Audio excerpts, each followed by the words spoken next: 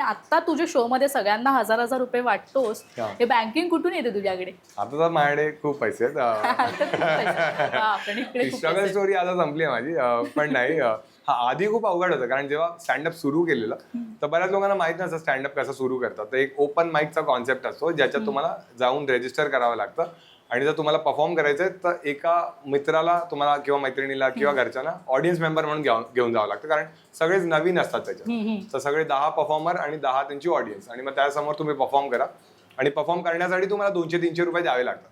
तो सुरुवातीचा टाइम हाच होता की दररोज तुम्हाला पैसे पण द्यावे लागणार आहेत, एका जणाला बरोबर पण घेऊन जावं लागणार आहे. तर त्यामुळे खूप स्ट्रगल होतं ते, कारण एक तर ऑफिस माझा, मी सेल्समध्ये जॉब करायचो, तर 7 वाजता सुटेन की नाही माहीत नसायचं आणि शो असायचे 7-8 वाजताचे. तर त्यामुळे ते मॅनेज करा, मग बॉसच्या पण शिव्या घा आणि त्यांना माहित नव्हतं की मी हे करतोय, मग त्यांना पण सोशल मीडियावर हाईड करा. तर या बापरे, सगळ्या किती गोष्टी struggle. खूप टाइम पर्यंत चालल्या.